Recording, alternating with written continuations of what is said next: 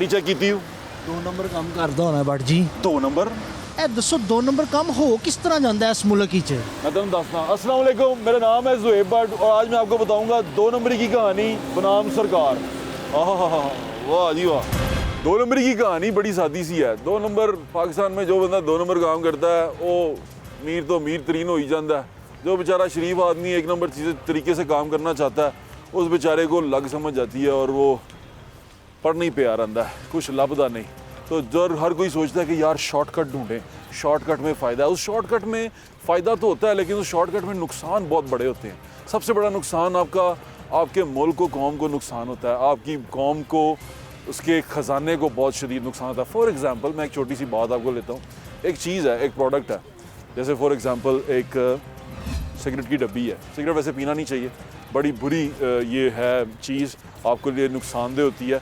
लेकिन अगर आप एक सिगरेट पीते हैं और वो एक कंपनी का है जो कंपनी पाकिस्तान में टैक्स पे करती है, क्योंकि सिगरेट पे ज़्यादा टैक्स इसलिए लगाया जाता है क्योंकि ये सेहत के लिए बुरी चीज़ है और बुरी चीज़ को आप ना इस्तेमाल करें, उसको डिस्करेज करने के लिए उस पर टैक्स लगाया जाता है कि यार दुनिया में भी ऐसा होता है। वो दुनिया में कहीं भी चले जाएँ, ये जो कोई भी नशा और कोई भी चीज़ है वो आपको महंगी मिलती है जो आपकी नुकसान, सेहत के लिए नुकसानदेह, और ये अच्छी बात है। अब जो बिक रहा है, लेकिन फिर भी बिक रहा है, लीगल है, वो बिक रहा है। अब जब वो बिक रहा है उसके ऊपर एक सर्टेन टैक्स लगाया जाता है, उसके ऊपर एक कीमत लगाई जाती है कि यार इसके ऊपर इतने % टैक्सेस आपने पे करने हैं, जो कंपनी पे करती है और वो कंपनी पे करके अपनी प्रोडक्ट सेल करती हैं। लेकिन उसके साथ क्या होता है कि हमारे ही यहाँ मुल्क में लोग जिनको इस ड्यूटी पे मामूर किया जाता है कि वो चोरी रोकें, वो चोरी करने वालों का साथ देते हैं और साथ देने के साथ साथ वो उसी बिज़नेस के पैरेलल एक और बिज़नेस चला देते हैं। वो ऐसा चलाते हैं कि ड्यूटी जो चीज़ें, जो प्रोडक्ट नहीं पे करती, जैसे फॉर एग्ज़ाम्पल कोई ऐसे ब्रांड्स हैं जो ड्यूटी पे नहीं करते, उनकी डब्बी भी दिलकश होती है, उनके ऊपर कोई किसी किस्म की वार्निंग भी लिखी नहीं होती, कोई बुरी सी तस्वीर भी बनी नहीं होती, तो वहाँ पर वो लोग उसी कंपनी के साथ पैरेलल बिजनेस कर रहे होते हैं। लोग कहते हैं यार हमें ये प्रोडक्ट जो सी है ये सस्ती मिल रही है, इम्पोर्टेड है, ऊपर डब्बी भी दिलकश है, तो हम इसको क्यों ना ख़रीदें। हम वो क्यों ख़रीदें जो महंगी है, पाकिस्तान में बनी हुई है और पता नहीं इतना उसके ऊपर बुरी सी तस्वीर बनी हुई है, वार्निंग लगी हुई है,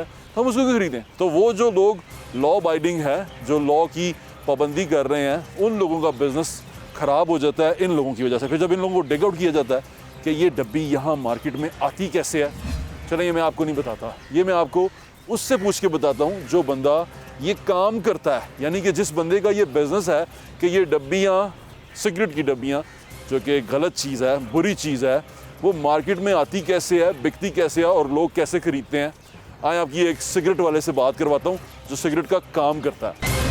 हम यहाँ एक दोस्त के पास हैं जो शक्ल ना दिखाने की शर्त पे उन्होंने हमें बताने का वादा किया है कि हमें बताएंगे कि ये तमाम जो सिगरेट है, जो इम्पोर्टेड सिगरेट है, ये कैसे आता है, कैसे बिकता है और लोग इसे क्यों लेते हैं और इनकी दुकान तक कैसे पहुँचता है। ये सिगरेट जो अभी ड्यूटी पे नहीं करता, जो कौमी ख़जाने को नुकसान भी पहुँचाता है, जो सारा कुछ है। तो मैं इस बात मानता हूँ कि सिगरेट है ही बुरी चीज़, ये है, ये गलत, ये जहर है। और इस जहर के बारे में, एक तो जहर आप ख़रीद रहे हैं, ऊपर से उस जहर को ख़रीदने के बाद कौमी ख़जाने को कैसे नुकसान पहुँचा रहे हैं। अस्सलाम वालेकुम भाई, क्या हाल है आपका? ठीक ठाक भाई। मेरे बताइए 2 चीज़ें क्या हैं, यानी कि एक सिगरेट मैंने ऐसा देखा जिस पे वो इतनी बड़ी तस्वीर पैर की बनी होती है और वो सिगरेट महंगा भी है, एक डब्बी बड़ी खूबसूरत होती है, इम्पोर्टेड इंग्लिश सिगरेट लोग कहते हैं, और वो सिगरेट इतना सस्ता मिल जाता है। ये कैसे, क्या रोल है ये जो जितना भी है स्मगलिंग का माल आता है। अच्छा, यानी कि आप समझ लें कि मुल्क को नुकसान होता है, पर अमीर आदमी जो अच्छे सिगरेट हैं वो कॉस्टली हैं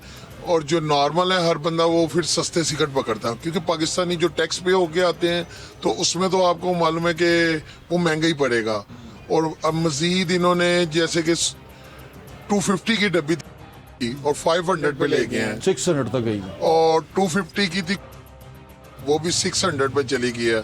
तो इसी तरह पब्लिक ना सस्ते सिगरेट मांगते हैं और लोग अफगानिस्तान के रास्ते से आता है माल, स्मगलिंग हो गए, वो 100 की भी मिलती है, 110 की, 120 की, 130, 40 की, यानी कि वो इतनी रनिंग में है और सिगरेट भी अच्छा उनका क्वालिटी में और पैसे भी कम है। तो ये दुकान तक कैसे आ जाता है, इतनी सख्ती है, इतना सारा कुछ? देखिए जी, ये दुकान तक जाहिर है, अव्वल तो पाकिस्तान में चिड़िया भी नहीं पर मार सकती, हाँ। मिली भगत के बगैर कुछ भी नहीं आ सकता, ठीक है। ये तो बॉर्डरों पे जो बैठे हुए हैं वो मिलजुल की काम होता है ना, इतना अरबों खरबों के माल आता है पूरे पंजाब में, इतना सिगरेट आता है हालांकि इतनी पाबंदी होने के बावजूद जाहिर है कोई ना कोई तो बात होगी ना।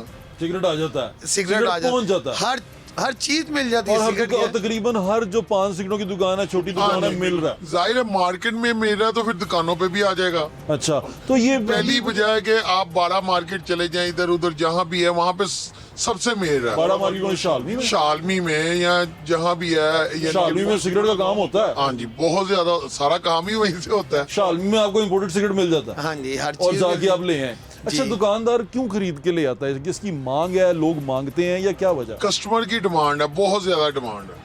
क्या कहता है ये सिगरेट दें? हाँ जी, और लोकल सिगरेट नहीं बिकता फिर उसके मुकाबले? लोकल बिकता है, लोकल बहुत रनिंग में। अच्छा, और दूसरे नहीं बिकते? दूसरे बिकते हैं पर नॉर्मल है, पर सबसे ज्यादा हाई। अच्छा, ये क्योंकि वो सस्ता है।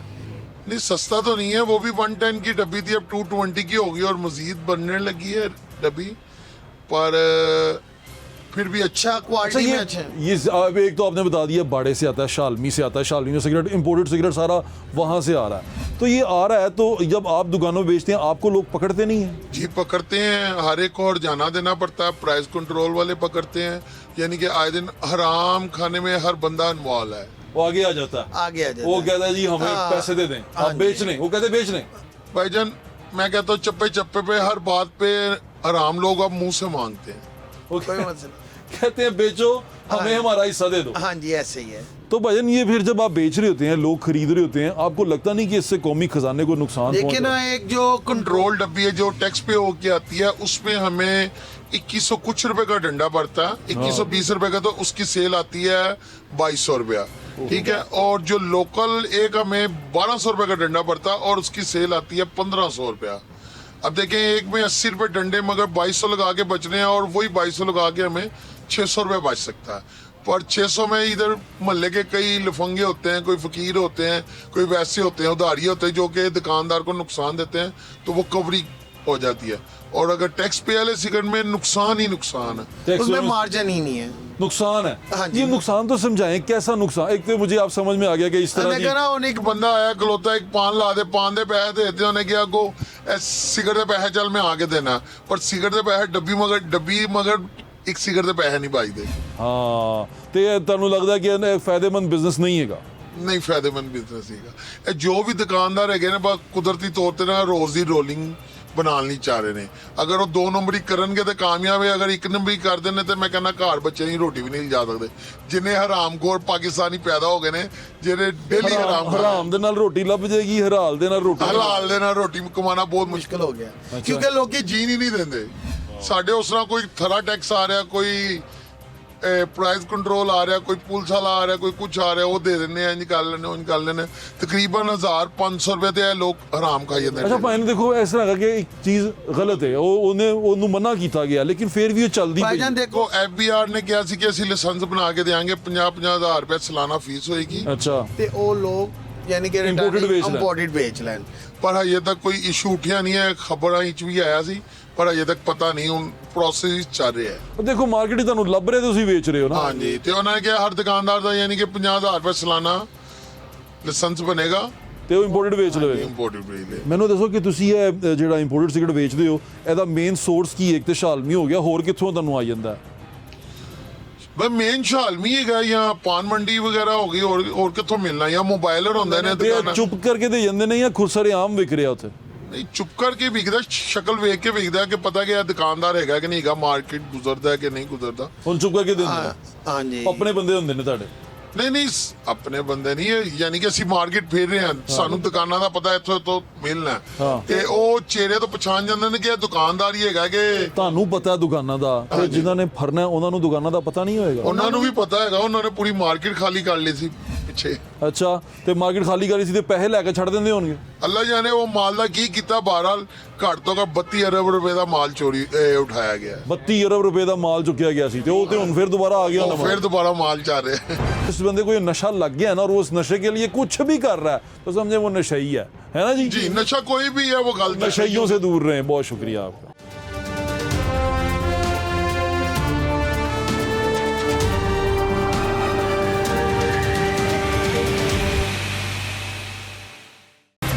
कोई भी प्रोडक्ट जब किस मुल्क में आती है तो वो मुल्क के जब बॉर्डर पे पहुंचती है तो उस बॉर्डर पे वो उस मुल्क में ड्यूटी पे करती है उस मुल्क में आने के लिए, उस मुल्क में बिकने के लिए। यानी बाहर से कोई चीज़ आती है तो वो आपके मुल्क में आके उसकी ड्यूटी पे करती है, उसको कहते हैं टैक्सेस पे करना। उस मुल्क के कानून के मुताबिक आपको वो देने पड़ते हैं। और ये दुनिया में असूल है कि जब आप किसी दूसरे मुल्क से कोई चीज़ इंपोर्ट करके दरामद करके अपने मुल्क में लेके आएंगे तो अपने मुल्क में उसके ऊपर ड्यूटी पे करेंगे। और वो ड्यूटी जो सी है सारी की सारी मुल्क को कौम पे खर्च होती है, उस मुल्क के अवाम पे खर्च होती है, उस मुल्क के लोगों पे खर्च होती है। ये एक बैनुल-अक़वामी रूल है, इसके तहत दुनिया चलती है, दुनिया का बिजनेस चलता है, इकॉनमी इस पर स्टैंड करती है। इसलिए कहा जाता है कि जब आप कोशिश करें दरामदात बहुत ज़्यादा बढ़ जाएँ, इम्पोर्टेड चीज़ें बहुत ज़्यादा बढ़ जाएँ तो उन पर ड्यूटी बढ़ा दें ताकि आपके मुल्क से पैसे जो डॉलर्स हैं जिसमें हम आपस में बिज़नेस करते हैं वो मनी ज़्यादा बाहर ना जाए, आपके पास आए लोग आपको दें। इसलिए मुल्कों में दरामदात की बजाय बरामदात को ज़्यादा इनकरेज किया जाता है, इंपोर्ट की बजाय एक्सपोर्ट को ज़्यादा इनकरेज किया जाता है। लेकिन अब इंपोर्ट में होता क्या है, इंपोर्ट के अंदर भी हम कोशिश करते हैं, मुल्क ये कोशिश करते हैं कि किसी तरह कौमी ख़जाने में कुछ पैसा आ जाए। उस कौमी ख़जाने को भरने के लिए, उस कौमी ख़जाने को तक़वियत देने के लिए हम उस पर ड्यूटीज़ लगाते हैं चीज़ों के ऊपर। अब यहाँ पर लोग वो इन्वॉल्व होते हैं जो इन डिपार्टमेंट्स में, जो डिपार्टमेंट्स का काम है, जैसे एक्साइज़ है, जैसे कस्टम्स है, जैसे FBR है, फेडरल ब्यूरो ऑफ रेवेन्यू है, इनका और भी बहुत सारी इस तरह की एजेंसीज़ हैं जो ये काम करती हैं, जो रेवेन्यू कलेक्ट करती हैं, जो इंपोर्ट के ऊपर ड्यूटीज़ कलेक्ट करती हैं। उनका ये काम होता है कि उन्होंने देखना होता है कि अब इस मुल्क में जो चीज़ें आ रही हैं उस पर ड्यूटी प्रॉपर्ली मिल रही है और वो ड्यूटी कौमी ख़जाने में जा रही है ताकि लोगों के ऊपर वो खर्च हो सके, वो उस कौम की अमानत होती है। लेकिन यहाँ पर 2 नंबरी कैसे होती है? 2 नंबरी ऐसी होती है कि अब आ गया है एक बंदा, होली सोली मालिक है, वो बैठा हुआ है, वो देख रहा है, उसके साथ आपकी सेटिंग हो जाती है। कहते हैं यार भाई तू इतने पैसे ले ले, तू उसको इतने पैसे दे दे, ऊपर वाले को इतने पैसे दे दे, तो ये तमाम पैसे दे के तुम मेरी ड्यूटी जो सी मैंने 100 रुपये देनी है ना उसको 30 रुपये कर लो, ये 30 रुपये तुम ले लो। तो वो वहाँ उसकी कीमत में हेर फेर करके कुछ भी करके अपने तमाम तरीक़ों से वो करके वो चीज़ बाहर निकाल देता। आप मुझे पूछेंगे कि मैं ये कैसे कह सकता हूँ वो कैसे कर देता है? चोरी हो रही है, वारदात हो रही है, चीज़ें मार्केट में नज़र आ रही हैं। इसका मतलब जो रोकने वाला है वो या तो रोक पा नहीं रहा, या वो इसमें इतनी कैपेसिटी नहीं है कि वो रोक सके, या अगर उसमें कैपेसिटी है तो वो ये रोकना चाह नहीं रहा। यानी कि चोरी जब हो जाए तो 2 सूरत हाल होती हैं, या तो चोरी पकड़ने वाले की इतनी कैपेसिटी नहीं है कि वो चोर को पकड़ सके, वो बेचारा बड़ा ही लूला लंगड़ा माजूर है, तो ये एक वजह हो सकती है। दूसरी वजह हो सकती है कि वो चोर को पकड़ना ही नहीं चाह रहा, वो चाहता ही नहीं है कि चोर पकड़ा जाए, दूसरी वजह ये हो सकती है। तो इन दोनों में वजह हाथ आपको डिसाइड कर लें चोरी करने वाले कि क्या वो लूले लंगड़े हैं, वो पकड़ नहीं सकते, उनके हाथ में नहीं है, उनके बस से बाहर है चीज़ें, या वो पकड़ना चाहते नहीं हैं, वो चाहते हैं चोरी होती रहे और हमें उससे कोई फ़र्क नहीं पड़ता। इसी तरह बहुत सारे बिजनेस हैं। एक बिज़नेस मैं आपको दिखाता हूँ गाड़ियों का, एग्जाम्पल के लिए आप इसको जाके देखें, आपको अंदाज़ा होगा कि जब आप कोई प्रोडक्ट खरीदने जाते हैं और दुनिया में कितने पैसों की और पाकिस्तान में कितने की मिलती है, फिर अगर वही प्रोडक्ट आपको पाकिस्तान में सस्ती मिलना शुरू हो जाए तो जो लोग पे करके आ रहे हैं, जो ड्यूटी दे के आ रहे हैं, उन पे क्या गुजरेगी।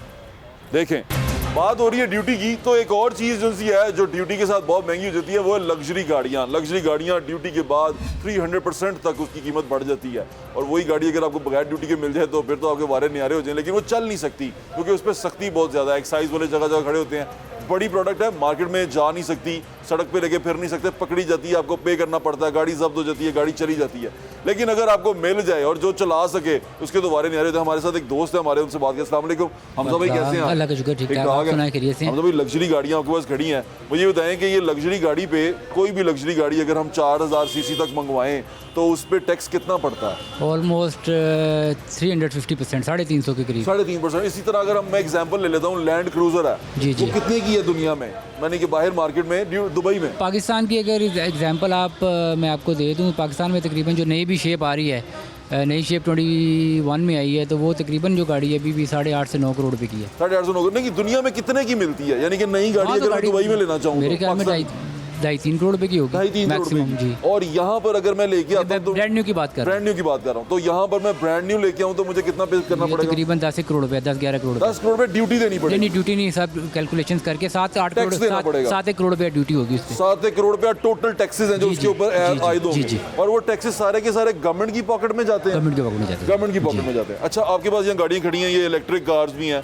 तो इसकी ड्यूटी कितनी है, कितने सौ सीसी है? ये जी सीसीज नहीं आते इसके अंदर, हाँ, बैटरीज sorry, आती हैं, बैटरीज। किलोवाट है ये तकरीबन जी मैं थोड़ा इस मामले में नहीं वो फाइन ना नो डालूं। प्रॉब्लम। 85 किलोवाट की बैटरी है इसके अंदर। अच्छा। और इसकी जो ड्यूटी है ना जी, वो इसकी इनवाइस जो इसकी ब्रांड न्यू की गाड़ी की इनवाइस होती है ना, उस पर तकरीबन सारे एक्सपेंस डाल के तकरीबन 90% ड्यूटी जो है ना वो पे करनी पड़ती है। 90% देनी पड़ती 90% है देनी टोटल कीमत की। टोटल कीमत की, 90%। जी। ये भी काफ़ी ज़्यादा है जी, अच्छा obviously। एक बात बताएं, मैं आपसे सवाल पूछता हूँ, आप यहाँ पर गाड़ियाँ बेच रहे हैं, सारी गाड़ियाँ ड्यूटी पेड हैं, जाएंगी तो अच्छा उनको लोग खरीद भी लेंगे आराम से, लेकिन ज़्यादा पे करके आपकी दुकान के साथ एक दुकान खुल जाए जो गाड़ियाँ बेच रहा हो आप भी की तरह की गाड़ियाँ, लेकिन बगैर ड्यूटी के दे रहा हो, जी।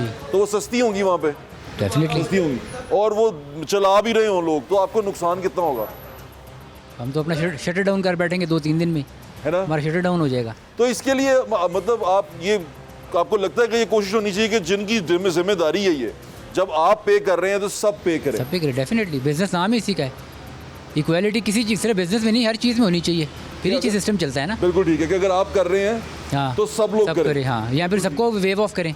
हाँ, या सबको वेव ऑफ करें या सबके सब सबके- ड्यूटी पे सबसे करें। ड्यूटी। और अगर और इसके लिए गवर्नमेंट को चाहिए कि वो सख्त करे अपनी पॉलिसीज, अपने कानून, ताकि लोग ड्यूटी अवेड ना कर ये सकें। इकोनॉमी के लिए भी बेहतर है ना जी। हाँ, इकोनॉमी के लिए ये आपका आपने रेवेन्यू सब जनरेट करेंगे जब आप क्या कहते हैं उसे सख्त मतलब हर जो गवर्नमेंट का इदारा है वो सख्ती से निपटेगा। हर यूके से भी गाड़ियां लाते हैं। यूके में गाड़ी की ड्यूटी क्या होती है? हमारे से ज्यादा तो में तकरीबन वैट पे करना पड़ता है, विच इज़ अबाउट 20 से 20% के करीब। 20%। जी, अच्छा, 20% आपने पे करना है। गाड़ी इंपोर्ट की हो, चाहे पेट्रोल हो, चाहे वो ये इलेक्ट्रिक हो, 20% पे देना आपको पड़ता है पे करना आपको। आए आपकी और लोगों से बात कराता हूँ। और वो जो ड्यूटी की हम बात कर रहे हैं, ड्यूटी एजेंसी है वो असल में सरकार की कमाई है जो सरकार की जेब में जाती है, जो आप पे लगती है बाद में पुलों की सूरत में, सड़कों की सूरत में, अच्छे अस्पतालों की सूरत में, वो अच्छी फैसिलिटीज़ की सूरत में, वो आपके ऊपर लगती है, वो आपका हक होता है और वो सरकार की जेब में जा रहा होता है, सरकार आप पे लगा रही होती है। इसलिए ड्यूटी एजेंसी है ना बड़ी अहम होती है। बार बार हम कहते हैं ना कि मुल्क में तरक्की नहीं हो रही, चीज़ें बन नहीं रही, लोग कहते हैं हमारे पैसे नहीं है, तो पैसे इसलिए नहीं आते हमारे पास कि हम में से बहुत सारे लोग कहीं ना कहीं बहुत सारी ड्यूटीज़ के साथ खेल रहे होते हैं। आपकी और लोगों से बात करवाते हैं। चोरी बहुत बुरी चीज़ है। चोरी एजेंसी है वो करने वाला बहुत बड़ा मुजरिम है और वो नुकसान पहुँचाता है आपको, जिनके घर चोरी हुई हो उनको, जिनकी जायदाद लूटी गई हो उनको बहुत शदीद नुकसान पहुंचता है। इसी तरह जब आप टैक्स अवेड करते हैं, जब आप कस्टम ड्यूटी अवेड्स करते हैं, तो ये भी चोरी करते हैं कौमी खजाने के अंदर से। और इस चोरी को रोकने के लिए डिफरेंट डिपार्टमेंट्स हैं, जिससे कस्टम है, जिस तरह एक्साइज है, जिस तरह FBR है, जो टैक्सेस की मद में जो आवाम से इकट्ठा किया जाता है उसकी ड्यूटी जो वो देते हैं उसकी रखवाली करता है कि ये प्रॉपर्ली दे रहे हैं और ये प्रॉपर्ली खजाने में जमा हो रही है कि नहीं, वो चेक करते हैं। जैन भाई कैसे हैं आप? अल्हम्दुलिल्लाह। ठीक ठाक है। जैन भाई गाड़ियों का बिजनेस करते हैं। जैन भाई ये बताएं, ये जिस गाड़ी के पास हम खड़े हैं ये कितने की है? अभी आपकी दुकान के ऊपर कितने की है? ये फ्रेश गाड़ियाँ जो हैं अभी वो अराउंड 30 मिलियन, आप 30 कह लो मिलियन, 35 करोड़। मिलियन। हाँ जी, 3 करोड़। Fresh 3 करोड़ के गाड़ियाँ पास 18 आपको ये फ्रेश पराडो मिल जाता है। अच्छा, एक पराडो आपको कोयटा से भी मिलता है, वो Non- क्या होता है? जो नॉन आप- कस्टम। हाँ जी, वो ये स्टार्ट से ही चलता आ रहा है। अब देखें ना, फॉर एग्जांपल ये गाड़ी हम लोगों ने करोड़ रुपए की बाहर से ली, इसके ऊपर 2 करोड़ रुपए 200% टैक्स आप पे करके एक चीज़ लेके आ रहे हो और लाके यहाँ पे इंतज़ार कर रहे हो कि कब ये जाके सेल होगी। 2 और करोड़ रुपया जो सिर्फ सरकार को जो गया है, सरकार को वो गया है। आपकी पॉकेट में नहीं आया। नहीं, और देखें जिस तरह अभी LC बंद कर दी है सरकार ने, जो भी बात कर रहा हूँ, टैक्स हम पे करते हैं जिसका रिटर्न अभी फॉर एग्जांपल नहीं है, लेकिन स्टिल अगर कोई बंदा ये गाड़ी नॉन कस्टम, आपको पता है 30-40 लाख रुपए की लेके चलाने शुरू कर देगा, ये गाड़ी हाँ जी। 30-40 लाख में नॉन कस्टम गाड़ी है, custom। जो कि आपको पता है ये लाहौर में पाकिस्तान में चल रही होती वो है, पकड़ी भी जाती है, बड़ी फिर पकड़ी excise वाले जाती है। हाँ पकड़ते जी, भी हैं। लेकिन अगर फिर भी आप खुद सोच लें कि एक चीज़ आपको 35 मिलियन में मिल रही है, सेकंड आपको वहाँ पे 5 मिलियन में चली जाए। चलें 5 मैक्सिमम 5 कर लें, हाँ, 50 लाख में। तो आप 5 मिलियन में ये चीज़ चला रहे हैं, आप क्यों जाएंगे 35 में? ठीक है, बिल्कुल उससे ठीक। हमारे कारोबार को फिर ऑब्वियसली ये बहुत ज़्यादा, क्योंकि मोस्टली जो ये लोग गाड़ियाँ चलाते हैं, आपको पता है वो ज़रा एक उनका बैकग्राउंड होता है, ठीक है, अच्छे लोग होते हैं, बड़े elite class होती तगड़े है, लोग होते हैं, बिल्कुल ठीक ऐसी है, लीड क्लास के साथ उनके पास कुछ आप और समझ इन्हें जाएंगे। गड्डियाँ ऊंचियाँ रखी हैं। हाँ जी, तो उसमें फिर वो मैनेज कर जाते हैं इन चीज़ों को, जिससे हमारा कारोबार बहुत अफेक्ट होता है। बिल्कुल ठीक है। और ये जो नॉन कस्टम गाड़ी होती है, मैंने अच्छा ये तो होता है बिजनेस, यहाँ पे नॉन कस्टम चलती है। नॉन कस्टम गाड़ी को यहाँ पर चलाने के लिए लोग बाज़ दफ़ा गारंटी भी देते हैं कि चलाओ कुछ नहीं होगा, आपको उसके डॉक्यूमेंट्स मिलते हैं, उनके पेपर बने होते फॉर्ज हैं, किए होते हैं उन्होंने, मतलब forge कि करके। आपको ये एक पूरी टीम होती है ये, जो कर देती है। हाँ जी, ये बंदा कोई एक नहीं होता, कुछ लोग अंदर बैठे हैं जो पेपर्स मैनेज कर देते हैं, यानी कि क्योंकि वो हाँ, लोग जो डिपार्टमेंट में जिनका काम है रोकना, वो भी मैनेज कर देते हैं। कई सारे लोग कई हैं सारे जो ऐसी मिल चला के ये एक चीज़ चल रही है, लॉ अगर प्रॉपर रहे, देखें ना, Enforcement. मैं अगर, हाँ जी बिल्कुल, आप देखें मैं टैक्स देता हूँ, जी ऐसे ही है। एंड ऑफ द टाइम उस टैक्स का मुझे बहुत फ़ायदा होता है। जी ठीक है। अगर आप कहीं ट्रैवल करना चाह रहे हो, वो उसकी आपको उसमें इमिग्रेशन कहीं लेना चाह रहे हो, इन चीज़ों में बड़ा इस चीज़ का फ़ायदा होता है। आप जी, टैक्स ऐसे ही पेयर है, होते जी, हो। ऐसे ही। लोगों को इस चीज़ की समझ नहीं आती कि आपको टैक्स पे करना चाहिए, और ऑब्वियसली अगर आप टैक्स पे करते हो तो ही मुल्क एक जगह जाके स्टैंड करते हैं। लेकिन ठीक है। इसके लिए मेरी ये रिक्वेस्ट है गवर्नमेंट से कि आप इन चीज़ों पे जोर दें कि यार जो टैक्स दे रहे हैं वो फिर ये ना हो कि ना वो भी भाग जाएं इन चीज़ों के, यार मैं टैक्स दे के वेट कर रहा हूँ और दूसरी साइड पे विदाउट टैक्स लोग जो हैं वो कारोबार अपना चला रहे हैं। चल सही तो बात। उनका भी रहा है, फिर लेकिन हम वो गलत देखेंगे, कर रहे हैं। हाँ ज़्यादा देर जब हम देखेंगे कि चल उनका भी रहा है, तो फिर हम यही कहेंगे ना कि यार हम भी फिर हाँ, जो दो कि दिल नंबर नहीं काम कर मानता, लें। हाँ 2 नंबर तो काम कर लें। चीज़ें फिर मैनेज होनी और चाहिए। ये ऐसे ही है कि जैसे आपने जिसने चोरी होती देखे ना, तो सबसे पहले ये सोचें कि जिसने चोरी रोकनी है ना वो काम ठीक नहीं कर रहा, उसने कहीं ना कहीं अपने काम में बेईमानी की है। अगर ये चोरी हो रही है, और अगर ये चोरी हो रही है और चोरी करने दी जा रही है, तो सबसे पहले चोर की बजाय उसको पकड़ना चाहिए जो चोरी होने दे रहा है। तो वो डिपार्टमेंट जो उनसे हैं उन पे सवालिया निशान है, उनकी कारकर्दगी पे सवालिया निशान है कि अगर जो बिज़नेस कर रहे हैं, अच्छा बिज़नेस कर रहे हैं, टैक्स पे कर रहे हैं और करोड़ों रुपया टैक्स की मद में पे कर रहे हैं, और उसके बाद उनके साथ ही उन्हीं की जगह पे जहाँ वो दुकान, जहाँ वो अपनी चीज़ बेच रहे हैं, कोई बंदा ऐसी चीज़ बेच रहा है जो चीज़ टैक्स के नेट में है ही नहीं, सस्ती मिल रही है और उनको जितनी फैसिलिटी नहीं मिल रही जितनी उसको मिल रही है, तो ये बहुत शदीद नुकसान है मुल्क की इकॉनमी को, मुल्क की ख़जाने को और मुल्क को खुद को। तो आए आपकी और लोगों से बात करवाता हूँ।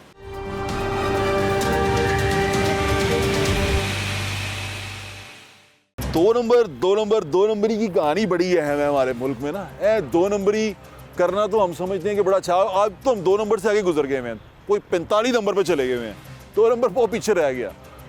एक नया हमने शुरू किया, क्योंकि हमें तो पहले पता ही नहीं था। जब एक्सीडेंट बढ़ गए हमने कहा यार सारे लोग हेलमेट पहनेंगे, और कानून ने सख्ती करनी शुरू कर दी। अब कानून ने जब सख्ती शुरू की, हमारे मुल्क में ये होता है कि जब सख्ती हो जाए ना किसी चीज़ पे तो उसके राह ढूंढते हैं, कानून बन जाता है, कानून तोड़ने के राह ढूंढने शुरू कर देते हैं, कैसे तोड़ा जाए, कैसे किया जाए।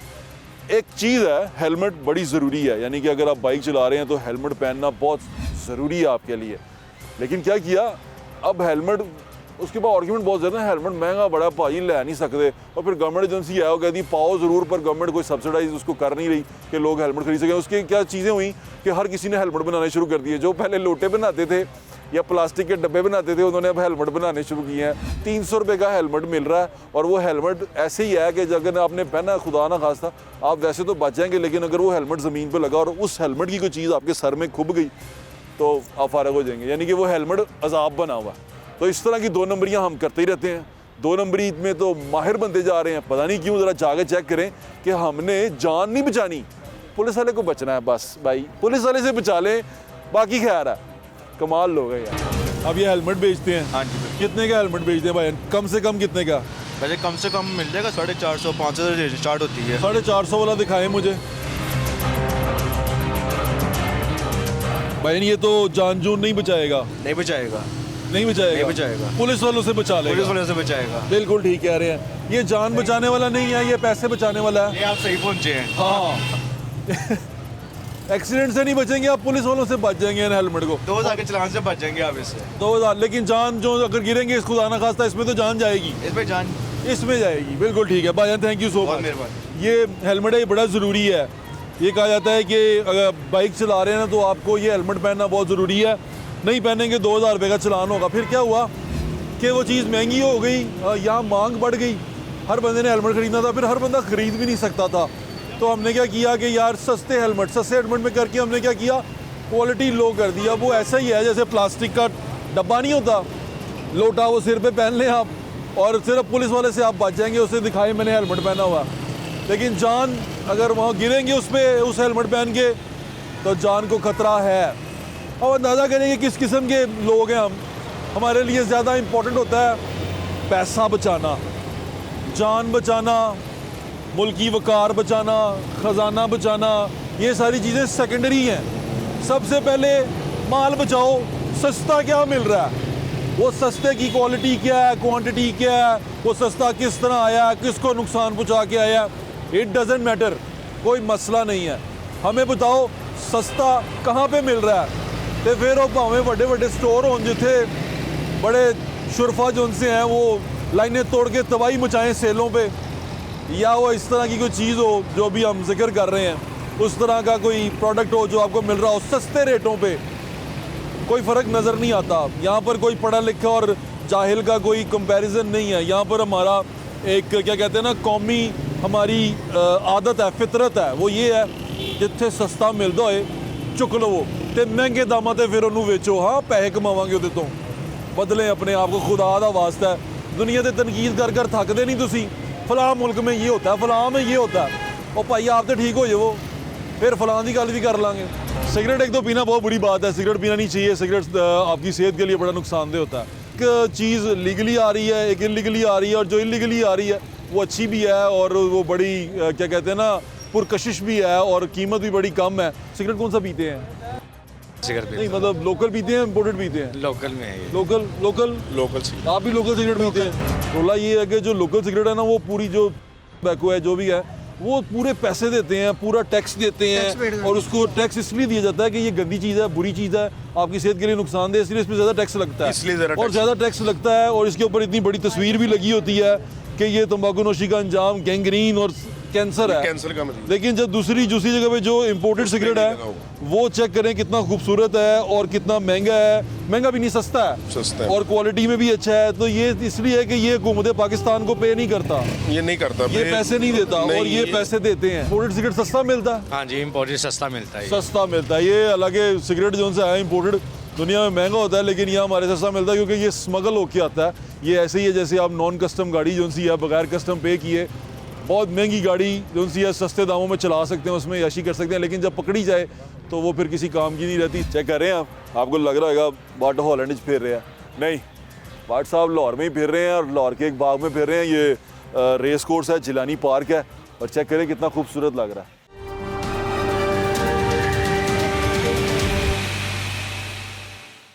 चेक कर रहे हैं आपको लग रहा होगा बाट हॉलैंड फिर रहे हैं, नहीं, बाट साहब लाहौर में ही फिर रहे हैं और लाहौर के एक बाग में फिर रहे हैं। ये रेस कोर्स है, जिलानी पार्क है, और चेक करें कितना खूबसूरत लग रहा है।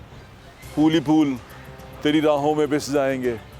चेक किया आपने, खूबसूरती है ना, ये लोगों ने काम किया है, मेहनत की है, लोग मेहनत करते हैं, उन लोगों को हम पे करते हैं। वो पे इसी तरह करते हैं कि कौमी ख़जाने में पैसा होता है, उनको पे किया जाता है, वो सर्विसेज देते हैं आपको। यही असूल है सारी दुनिया में कि जो कौमें हैं वो खुद इसके लिए आपने पे किया हुआ है। ये जो लगा हुआ है, फूल शूल लगे हुए हैं, यू पेड फॉर दिस। तो ये जब आप पे करते हैं और आपके लिए फैसिलिटीज़ आती हैं, अच्छा लगता है आपको। फिर आपको कितना गुस्सा चढ़ेगा कि आप पे कर रहे हैं, लेकिन कुछ लोग ऐसे हैं जो पे ही नहीं कर रहे। जो लोग इस हक में ही नहीं है कि पे किया जाए, वो चोरियां कर रहे हैं, और आपका पैसा भी हराम हो रहा है, और जो पैसा आप जमा करवा रहे हैं आपके मुल्क कौम को भी नुकसान हो रहा है, चीज़ें ख़राब हो रही हैं। तो इन चीज़ों से बचना चाहिए। मैं कोई बात बताऊँ, आप एक प्रोडक्ट ख़रीद लेते हैं कि यार ये मुझे सस्ती मिल रही है, लेकिन आप ये नहीं देख रहे कि उस वक्त के वक्ती फ़ायदे के बाद आपको और आपके मुल्क को कितना शदीद नुकसान हो रहा है। फिर आप भी किसी जगह पे बैठे होंगे और आप कहेंगे यार पाकिस्तान च तो इंज ही गंद होंदा है, पाकिस्तान च तो इंज ही चीज़ां चलदियां ने, पाकिस्तान च तो यार इंज ही होंदा है। ते भाई पाकिस्तान च तुसीं इंज करदे हो, पाकिस्तान च सारा कुछ तुसीं इंज करदे हो ते होन देंदे हो। चोरी होने देते हैं आप, चोरी रोकें, चोरी को मना करें, कहें कि चोरी नहीं करनी, ना चोरी करनी है ना चोरी होने देनी है। दूसरे को चोर चोर आवाज़ लगाना बड़ा अच्छा है, बड़ा मज़ा आता है, आज चोर चोर आवाज़ें लगा रहे हैं। लेकिन जब खुद चोरी करते हैं तो कहते हैं कोई गल नहीं, 10,000 तोजी हाथ पेश करते हैं, सस्ता है यार, पैसे नहीं ने यार, ओ है यार, पर चोरी तो चोरी है ना जानी, रुपये की हो या खरबों की हो, चोरी तो चोरी है। तो जब हम अपने अंदर ये एटीट्यूड पैदा करेंगे और अपनी तोजीहात पैदा नहीं करेंगे अपनी चोरी के ऊपर या अपने गुनाह के ऊपर तोजीहात पैदा नहीं करेंगे, तो चीज़ें बेहतर हो जाएंगी। हम इस मुल्क को, इस मुआशरे को बेहतर बना लेंगे। यकीन माने जो मुहज़्ज़िब कौमें हैं दुनिया में, वो बड़ा ख्याल रखती हैं इन चीज़ों का। आपने दुनिया में वो आप आजकल टिकटॉक शिकटॉक सारे लोग देखते ही हैं, तो आपने देखा होगा कि लोग बहुत ख्याल रखते हैं। लोग ख्याल रखते हैं कि कोई बंदा अगर बुज़ुर्ग है तो मेरे से आगे जा रहा है तो मैं उसकी हेल्प करूं, उसका ख्याल रखूं। वो ये नहीं करता कि जा रहा है तो जाए भाई, डिगदा तो डिगे उन्हें डिगना, मैं डिगना, ठीक है। तो ये सारी चीज़ों का ख्याल रखना पड़ेगा। मुल्क कौम की तरक्की कौमों के साथ होती हैं, कौमों का एटीट्यूड बदलने की ज़रूरत होती है। अगर कहीं पे चोरी हो रही है, गलत चीज़ें हो रही हैं, आपके मुल्क में आपके कौमी ख़जाने को नुकसान पहुँचाया जा रहा है, उसके रखवाले आप हैं, उसको पॉइंट आउट करें। और जो इदारे इसके ज़िम्मेदार हैं, मैं दोबारा कहता जाऊँ जो बात मैंने पहले की थी, अगर चोरी हो रही है तो उसकी चोरी की 2 वजूहात हो सकती हैं। चोर को ज़िम्मेदार ना ठहराएं, चोर ने चोरी करनी होता तो कम ही चोरी करना।